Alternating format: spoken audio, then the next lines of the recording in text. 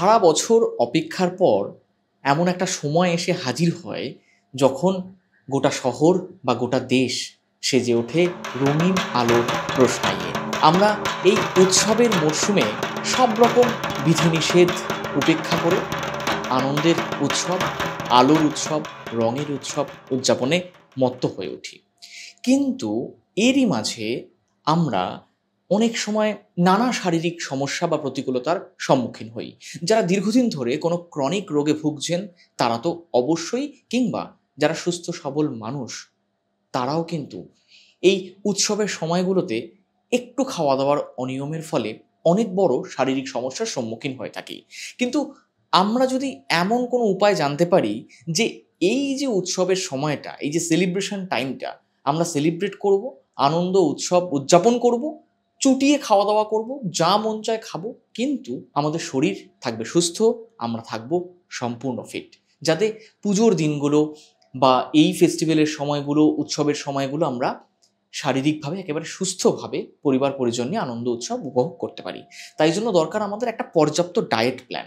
কিভাবে খাবো, কতটা খাবো, আর কি কি খাবো, কোন খাবারগুলো এড়িয়ে চলবো, এই সামান্য কটা জিনিস যদি একটু মাথায় রাখা যায় তাহলে কিন্তু দেদার চুটিয়ে খানাপিনা, প্যান্ডেল হপিং, বন্ধুদের সঙ্গে ঘোরাঘুরি, আড্ডার মাঝেও আপনি কিন্তু সুস্থ সবল জীবনযাপন করতে পারেন। এবং দেখবেন উৎসবের পরের দিনগুলোতেও আপনার শরীরে কোনো রকম সমস্যা তৈরি হচ্ছে না। কাজেই এই পুজোর সময় বা উৎসবের সময়, ফেস্টিভ সিজন, এই সময় কী ধরনের খাওয়া দাওয়া করবেন, কতটা খাবেন, কি এড়িয়ে চলবেন, বা কোন খাবারগুলো একটু জোর দেবেন, বা কোন খাবারগুলো আপনি অবশ্যই এই সময়গুলো নিজেদের পাতে রাখবেন, ডায়েটে রাখবেন, সেটা নিয়ে আজকে আমরা আলোচনা করব। আমাদের সঙ্গে রয়েছেন বিশিষ্ট ডায়েটিশিয়ান স্বর্ণালী মোদক। আমি ম্যাডামের কাছে যাব আপনাদের প্রশ্ন নিয়ে।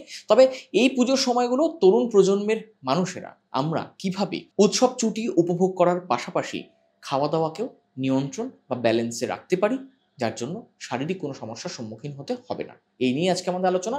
আমরা এই আলোচনা শুরু করার আগে বলি, আমাদের এই চ্যানেলে যারা নতুন এসেছেন তারা অবশ্যই আমাদের চ্যানেলটিকে সাবস্ক্রাইব করুন। স্বাস্থ্য সংক্রান্ত নানা বিষয় নিয়ে আমরা প্রতিনিয়ত আপনাদের জন্য আলোচনা করছি। ভিডিওটি শেষ পর্যন্ত থাকুন। আশা করি আজকের আলোচনায় যেগুলো উপভোগ করবো তাতে কিন্তু আপনারা যথেষ্ট উপকৃত হবেন। ম্যাডাম, আপনাকে স্বাগত জানাচ্ছি হেলথ ইম্প্যাক্ট ইউথে। নমস্কার, আমি ডায়েটিশিয়ান স্বর্ণালী মোদক, বর্তমানে অশোক নার্সিংহোমের সঙ্গে যুক্ত আছি। ম্যাডাম, আজকে আমরা যে বিষয়টি নিয়ে আপনার কাছে এলাম সেটা হচ্ছে যে ইয়ং জেনারেশন বা তরুণ প্রজন্ম, আমরা যখন দেখছি যে এই উৎসবের সময়টা আমরা কিন্তু কোনো বিধিনিষেধ মানি না সাধারণত, মানে অনেক বয়স্করা বা যারা দীর্ঘদিন ধরে কোনো সমস্যায় ভুগছেন তারা তো বটেই, তারা তো অবশ্যই আমরা এই সময়টা একটুখানি বেহিসেবি খাওয়া দাওয়া করে থাকি। কিন্তু ইয়ং জেনারেশনের কাছে ওটা একটা চ্যালেঞ্জ যে পুজোর দিনগুলো বা যে কোনো উৎসবের সময় আমরা খাওয়া দাওয়া করলাম, আমরা সেলিব্রেট করলাম, কিন্তু সুস্থ থাকলাম। তাহলে এই সময়টায় কোন কোন জিনিসগুলো মাথায় রাখা জরুরি বলে আপনি মনে করেন? প্রধানত পুজোর সময় যেটা সবথেকে বেশি হয়ে থাকে সেটা হচ্ছে বাইরে থাকা। কারণ বাড়িতে সবসময় না থাকার কারণে কি হয়, রেগুলার মিল যে প্যাটার্নটা সেটা একদমই ডিসরাপ্ট হয়ে যায়। তো সেই কারণে মেটাবলিজম খারাপ হওয়ার সম্ভাবনা থাকে, বা বিভিন্ন রকম শারীরিক অন্যান্য যাদের সমস্যা আছে বা যাদের নেইও তাদেরও বিভিন্ন রকম সমস্যা হয়ে থাকে, ডাইজেস্টিভ প্রবলেমস হয়ে থাকে। তো সেক্ষেত্রে রেগুলার মিল টাইমিংটা যেরকম ঠিক রাখতে হবে, সেরকম বাইরে গেলে খাওয়া দাওয়ারও একটু রেস্ট্রিকশন করা উচিত। বাইরের খাওয়া দাওয়া তো করবে অবশ্যই, পুজোর সময় প্যান্ডেল হপিংয়ের সাথে বাইরের খাওয়া দাওয়া অবশ্যই হবে, কিন্তু সেক্ষেত্রে কিছু জিনিস মাথায় রাখা একদম অবশ্যই উচিত। এখানে আমরা জানতে চাই যে তরুণ প্রজন্মের ক্ষেত্রে প্রথম এই উৎসবের মরশুমগুলোতে সবচেয়ে বড় ডায়েট মিস্টেকগুলো কি হয়ে থাকে? সবথেকে বড় ডায়েট মিস্টেক এই পুজোতে হচ্ছে সম্পূর্ণভাবে বাইরের খাবারের উপর নির্ভরশীল হওয়া। সারাদিন বাইরের খাবার চলতে থাকে, তো সেটা একদমই অ্যাভয়েড করতে হবে। বাইরের খাবার খাবে, কিন্তু সেই রকম খাবার খাবে যেগুলো ধরুন বেকড বা গ্রিলড এরকম প্রোডাক্টের ওপর বেশি ফোকাস করা উচিত। রাদার কি বেশি ফ্রাইড ফুড, ফাস্ট ফুড এগুলো একটু অ্যাভয়েড করা উচিত। খাবে, বাট সেগুলো ইন মডারেশন। তাছাড়া ধরুন সবথেকে বেশি সমস্যা হয় ডিহাইড্রেশনের, যেটা হচ্ছে সারাদিন পুজো সকাল সন্ধে ঘুরে সারাদিন জল খাওয়া একদমই হয় না সেরকমভাবে। কোল্ড ড্রিঙ্ক খায় প্রচুর পরিমাণে ইয়াং জেনারেশন, কিন্তু জল সেরকমভাবে খায় না। তো সাজেস্ট করব যে জল যদি ক্যারি করতে পারে খুবই ভালো, বটল ক্যারি করলে খুবই ভালো। এখন সব জায়গায় জলের সুযোগ সুবিধা আছে, তো বটল ক্যারি করলে খুবই ভালো, কিংবা হচ্ছে কি জল কিনে খাওয়ার জন্যও হচ্ছে বলবো। কারণ হচ্ছে ডিহাইড্রেশন খুব বড় একটা সমস্যা। তো এটা সারাদিন ঘুরে রোদে বা সন্ধেবেলাতেও এত ভিড় এত কিছুর মধ্যে ডিহাইড্রেশন হবে, তারপর এত ফাস্ট ফুড খেলে প্রচণ্ড পরিমাণে জলের প্রয়োজন হয়। তো সেক্ষেত্রেও হচ্ছে কি জল খুব ক্রুশিয়াল। আচ্ছা ম্যাডাম, এইখানে সবচেয়ে বড় সমস্যা হয়ে যাচ্ছে যে অনিয়মিত হয়ে যায় খাওয়া দাওয়াটা। মানে একটা টাইমিং মেনটেন, মানে সময়টা মেনটেন করা যায় না।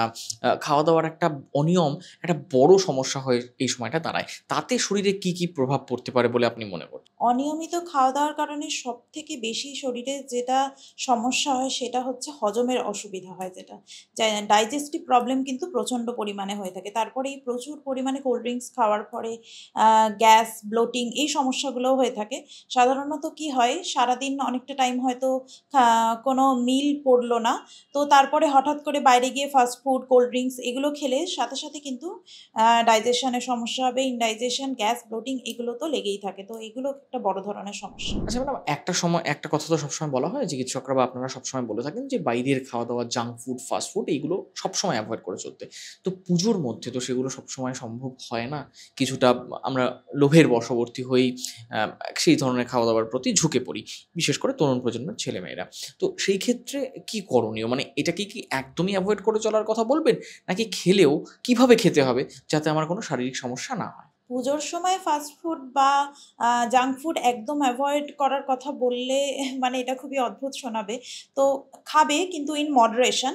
তো সেক্ষেত্রে কি করবে, বেশিরভাগ হচ্ছে যেরকম ধরুন স্টিমড বা গ্রিলড বা বেকড এগুলোও কিন্তু খুব ভালো ফুডের আন্ডারে পড়ে, হেলদি ফুডের আন্ডারে পড়ে। যেমন হচ্ছে ধরুন মোমো, স্টিমড মোমো খেতে পারে। ফ্রাইড মোমোর জায়গায় স্টিমড মোমো খান, কারণ সেটাতে লিন প্রোটিন বা ভেজিটেবলস এগুলো ইনক্লুড করা থাকে। তো সেক্ষেত্রে শরীরে সেই সমস্যাটা কিন্তু হবে না। বাইরের খাবারও খাওয়া হলো, আবার শরীরটাও ঠিক থাকলো। তো এইরকমভাবে ইন মডারেশনে খেতে হবে।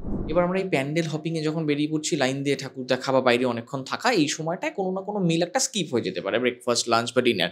তো কোন মিলটা স্কিপ করা একেবারেই উচিত নয় বলে আপনি মনে করবেন? বা কোন মিলটার সঙ্গে কম্প্রোমাইজ করা যেতেও পারে? ব্রেকফাস্ট হচ্ছে সবথেকে crucial meal of the day. তো ব্রেকফাস্ট কখনোই কারোর জন্যই স্কিপ করা উচিত না।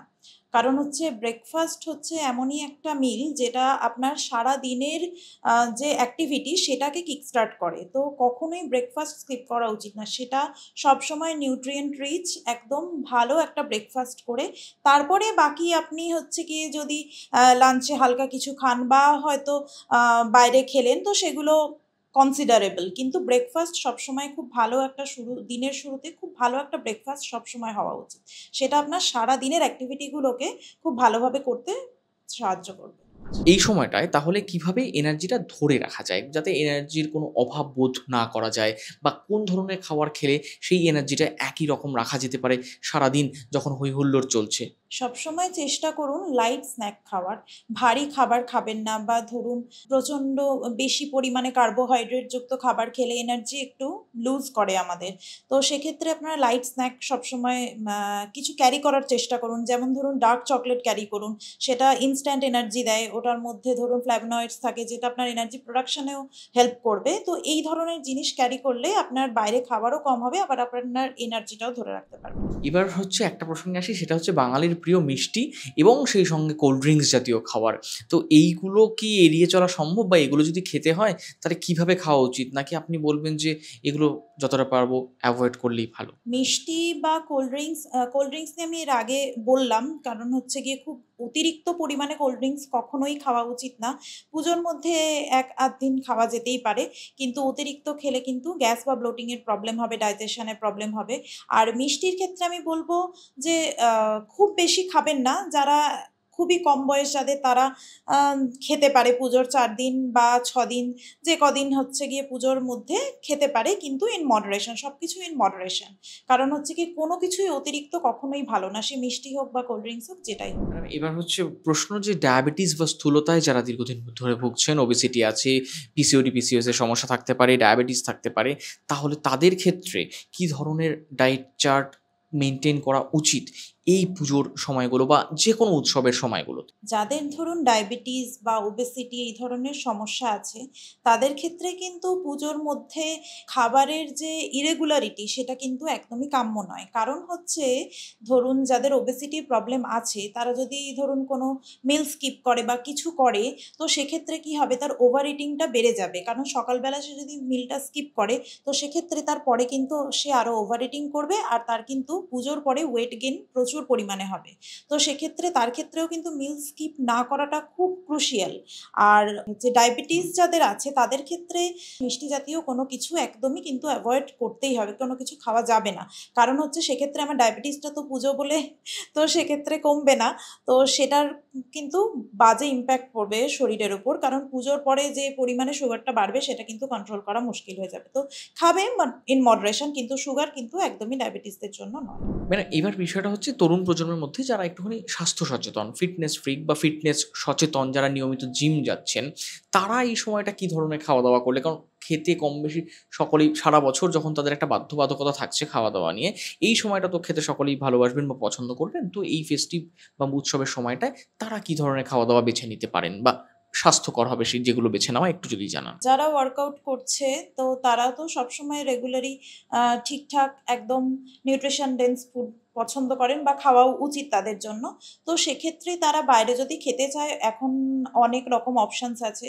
যেমন আমি এর আগেও বললাম, গ্রিলড স্ন্যাক্স বা হচ্ছে গিয়ে আপনার স্টিমড এরকম ধরনের, যেগুলো ধরুন বেশি ভাজাভুজি হবে না, ফ্রাইড হবে না খুব বেশি, সেই রকম ধরনের ফুডের ওপর যদি ডিপেন্ডেন্ট হয় তাহলে কোনো অসুবিধা হবে না, বাইরে খেতেও পারবে, আবার স্বাস্থ্য সচেতনতাও বজায় থাকবে। ম্যাডাম, তাহলে একেবারে শেষ প্রান্তে এসে আমরা এটাই জানতে চাইবো যে যখন সারাদিন আমাদের বাড়ির বাইরে থাকতে হচ্ছে, যেই সময়টা একেবারে উৎসবের মরশুম, বাড়ির খাওয়া দাওয়ার কোনো অপশন হাতের কাছে নেই, একমাত্র বিকল্প হচ্ছে বাইরের খাওয়া দাওয়া। তো এই সময়টায় সকাল থেকে রাত অবধি আপনি যদি একটু সংক্ষেপে বলে দেন কি ধরনের খাওয়া দাওয়া আমাদের বেছে নেওয়া উচিত, যাতে আমরা তুলনামূলকভাবে একটা স্বাস্থ্যকর ডায়েট ওই পুজোর এই ২-৪টে দিন একটু মেনটেন করতে পারি, সেটা আশা করি তাতে দর্শকরা উপকৃত হবেন। যদি একান্তই সারাদিন বাইরে খেতে হয়, তো সেক্ষেত্রে বাইরের খাবার তো কখনোই ঠিক নয় খাওয়া, শরীরের জন্য তো একদমই ঠিক নয়। কিন্তু যদি কোনো রকম কোনো অপশানস না থাকে, তো সেক্ষেত্রে আপনারা ব্রেকফাস্টে তুলনামূলক হেলদি হিসাবে সাউথ ইন্ডিয়ান ফুড অ্যাড করতে পারেন। যেমন ধরুন ইডলি, ডোসা এই সমস্ত জিনিস খেতে পারেন, যেগুলো ধরুন হচ্ছে ফ্রাইড নয় কিন্তু হেলদি বলা চলে। তো সেক্ষেত্রে ব্রেকফাস্টে আপনারা এগুলো ইনক্লুড করতে পারেন। আর হচ্ছে গিয়ে ব্যাগে ডার্ক চকলেট যেরকম আগে বললাম ক্যারি করুন, যেটা মিড স্ন্যাক্সের মতো কাজ করবে, যেটা আপনারা মাঝে খিদে পেলে সেটা খেতে পারেন। বাইরে দুপুরবেলা আপনারা রাইসের ওপর দিয়ে যেতে পারেন, যেমন ধরুন হচ্ছে গিয়ে রাইস বা এমনি যে কোনো কিছু, চিকেন বা প্রোটিন এরকম সোর্স কিছু একটা নিলেন, এরকম খান, সাথে স্যালাড ইনক্লুড করুন। তাহলে কি হবে, আপনি যে বিকেলে যে ফ্রাইড স্ন্যাক্স বা কিছু খাবেন, তো সেক্ষেত্রে আপনার ফাইবার ইনটেকটাও সেখানে হয়ে গেল। বিকেলের এই স্ন্যাক্সটা যেহেতু আপনি ফ্রাইড খাচ্ছেন, কারণ এগুলো তো ফ্রাইড স্ন্যাক্স ছাড়া আপনি বাইরে কি বা পেতে পারেন, তাছাড়াও আপনি গ্রিলড বা এগুলোর ওপরেও যেতে পারেন। রাত্রিবেলা একটু লাইট করুন, একদম লাইট স্ন্যাক্স দিয়ে রাত্রিটা কভার করুন, কারণ রাত্রে সারা রাতের একটা ঠাকুর দেখা, হেভি স্ন্যাক্স খেলে আপনারা সারা রাত প্যান্ডেল হপিং করতে পারবেন না। তো সেক্ষেত্রে রাত্রিবেলার খাবারটা একদম লাইট রাখুন, যাতে আপনাদের এনার্জিটাও থাকে, আর সাথে হচ্ছে গিয়ে আপনারা ভালোভাবে ঘুরতেও পারেন। ম্যাডাম, এখানে যখন আমরা তরুণ প্রজন্মের পুজোর ডায়েট নিয়ে আলোচনা করছি, তখন একটা বিষয়ে আমাদেরকে অবশ্যই আলোচনা করতে হবে, সেটা হচ্ছে গর্ভবতী মহিলারা বা যারা মা হতে চলেছেন, তাদের জন্য এই সময়টা আলাদা করে কি বিধিনিষেধ থাকছে, বা তারা কোন জিনিসগুলো একটুখানি খেতে পারেন এই সময়টা ছাড় দেওয়া যেতে পারে, বা কোনগুলো খেলে গর্ভস্থ সন্তানের অন্তত বা মায়ের কোনো শারীরিক সমস্যা বা জটিলতা হবে না? যারা এই সময় প্রেগনেন্ট থাকবেন, পুজোতে তারা তো ঘুরবেন অবশ্যই, খাওয়া দাওয়াও করবেন, কিন্তু একটু বুঝে শুনে নিয়ম মেনে। সেটা হচ্ছে ধরুন আপনারা যেখানে বাইরে যদি খেতে চান, তো সেক্ষেত্রে কিন্তু হাইজিন মেনটেন করাটা আপনাদের জন্য খুব প্রয়োজন। নাহলে সেক্ষেত্রে কিন্তু ফুডবর্ন ইলনেসের সম্মুখীন হতে হবে আপনাদেরকে। কারণ হচ্ছে ধরুন হাইজিন যদি মেনটেন না করেন, যদি ভালো জায়গা থেকে না খান, সেক্ষেত্রে আনকুকড বা কোনো মাংস বা কোনো কিছু যদি আপনাদের শরীরে যায়, সেটা কিন্তু বাচ্চার জন্য ক্ষতিকারক। তো সেক্ষেত্রে আপনারা সেটা বুঝে খাবেন। আর বেশি অতিরিক্ত সুগারি কোনো ফুড খাবেন না, যেরকম ধরুন যে সুগারি ড্রিঙ্কস হোক বা ফুড হোক, যেগুলো হচ্ছে বেশি পরিমাণে সুগার থাকে অ্যাডেড, সেগুলো অ্যাভয়েড করে চলবেন। আর খান বাইরে অবশ্যই খান, কিন্তু সীমিত পরিমাণে পরিমিত পরিমাণে খান, তাহলে কোনো সমস্যা হবে না। পুজো মানেই ভিড়, মায়ের ভোগ, আর প্যান্ডেল হপিং, আর দিদার আড্ডা, সঙ্গে ভুরিভোজ। আপনারা এতক্ষণ শুনলেন যে চুটিয়ে খান, চুটিয়ে আনন্দ উপভোগ করুন, কিন্তু কিছুটা ভারসাম্য বজায় রাখুন। অবশ্যই ম্যাডাম যেগুলো বললেন সেগুলো আপনারা মেনে চলার চেষ্টা করুন যতটা সম্ভব হবে। আপনারা আশা করি পুজোর দিনগুলোতেও একেবারে নির্ঝঞ্ঝাট কোনো রকম স্বাস্থ্য সমস্যা ছাড়াই এই সময়টা অতিবাহিত করতে পারবেন। আপনাদের যদি অন্য কোনো প্রশ্ন থাকে আপনারা আমাদের কমেন্ট বক্সে লিখুন। আপনাদের প্রশ্ন নিয়ে আমরা আবার আলোচনা করব কোনো এক সময়, বা আপনাদের প্রশ্নের উত্তর দেওয়ার চেষ্টা করব আমরা কমেন্ট বক্সে। আজকের আলোচনা এখানে শেষ করছি। ভালো থাকবেন, সুস্থ থাকবেন, পুজো বা উৎসব চুটি উপভোগ করুন এই কামনাই করি। ধন্যবাদ।